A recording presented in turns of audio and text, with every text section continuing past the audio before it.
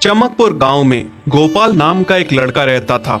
उसकी सौतेली माँ और बाप ने उसे घर से निकाल दिया था। उसकी सौतेली माँ ने सब कुछ अपने और अपने बच्चों के नाम पे कर रखा था और गोपाल को हिस्से के नाम पे 3 गायें दे रखी थीं। गोपाल पढ़ा लिखा तो बहुत था, पर नौकरी ना मिलने के कारण उसने सोच लिया था कि वो अब उन तीनों गायें की खूब देख रेख करके उनसे जो दूध मिलेगा उसे बेच के अपना कारोबार चलाएगा। अब मैं बिल्कुल अकेला हो गया हूँ। गौ माता, तुम तीनों के अलावा मेरा अब कोई भी नहीं है। बस मेरा घर चलाने के लिए तुम तीनों को मेरी मदद करनी होगी। तीनों गायें बहुत ही हट्टी कट्टी और जवान थीं और रिश्ते में भी एक दूसरे की बहनें लगती थीं। चंपा, चमेली और मैना। मैना सबसे बड़ी और समझदार गाय थी।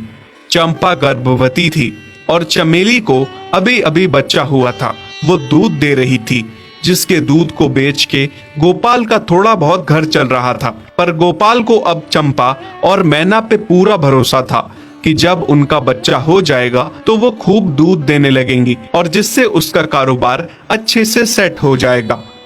देखा चमेली बहन, हमारे मालिक को कितनी उम्मीदें हैं हम तीनों से।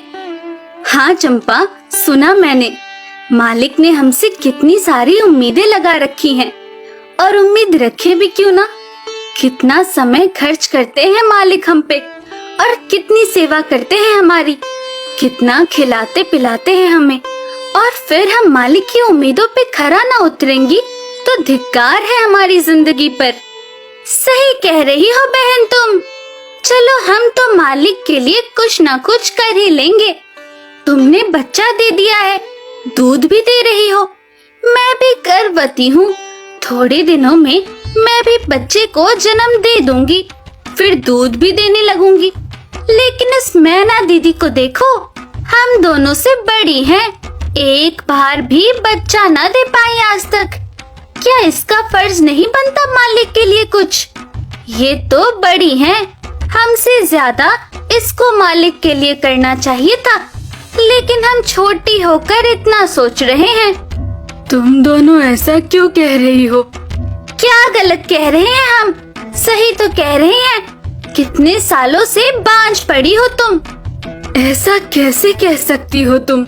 बच्चा देना ना देना मेरे हाथ में थोड़े ना है। मैं भी तो माँ बनना चाहती हूँ ना। मैं भी चाहती हूँ कि दूध दूँ और मालिक को मेरे दूध से कुछ फायदा हो। अरे तुम क्या बच्चा दोगी जो इतने सालों से नहीं दे पाई? तुम ये ख्वाब लेना बंद करो कि तुम बच्चा दोगी और तुम्हारे दूध से मालिक को कोई फायदा होगा। दोनों छोटी बहनें बड़ी बहन मैना की बेबसी का मजाक उड़ाती हैं और उस पे हंसती हैं। इस बात से मैना बहुत दुखी होती है और रोती है कि उसी की बहनें उसको दिलासा देने की बजाय उसे ताने मार रही हैं, उसका मजाक उड़ा रही हैं। फिर एक दिन गोपाल का पड़ोसी उससे कहता है, अरे गोपाल, तुम्हारी 2 गायें तो ठीक है, एक गाय का क्या है? उससे तुम्हें कोई फायदा नहीं है, बेच क्यों नहीं देते उसे? अरे नहीं नहीं भाई साहब, बेचना क्यों उसे? अभी बच्चा नहीं दे रही तो क्या पता कल वो बच्चा दे दे। कोई भी काम जल्दबाजी में नहीं करना चाहिए। अरे नहीं गोपाल, मेरे कहने का ये मतलब था कि तुम्हें अपना कारोबार जल्द खड़ा करने की जरूरत है, क्योंकि तुम्हारे घर वालों ने तुम्हारे साथ जो कुछ भी किया वो बहुत गलत था। अब तुम्हें जो भी करना है अकेले ही करना है। आगे शादी भी तो करनी है तुम्हें, उसके लिए भी खूब पैसा कमाना पड़ेगा। जब तुम्हारी सारी गायें दूध देंगी तभी तो कारोबार अच्छा चलेगा ना। हाँ, बात तो तुम सही कह रहे हो भाई। मेरी मानो तो तुम अपनी गायों को क्रॉस करवा के देख लो, शायद उससे बच्चा हो जाए। हाँ, ये सुझाव तुमने सही दिया, मैं कल ही ऐसा कर लेता हूँ। सुना तुमने मैना बहन मालिक की बातों को?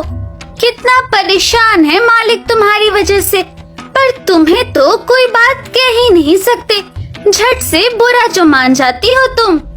मैना ये सब सुन के बहुत दुखी होती है, पर करती भी क्या, उसके हाथ में कुछ नहीं था। गोपाल ने मैना को क्रॉस करवा के भी देखा, पर उसका भी कोई फायदा नहीं हुआ। गोपाल, जो सुझाव मैंने तुम्हें दिया था, क्या वो तुमने आजमाया? हाँ भाई, वो भी करके देख लिया, पर उसका भी कोई असर ना हुआ।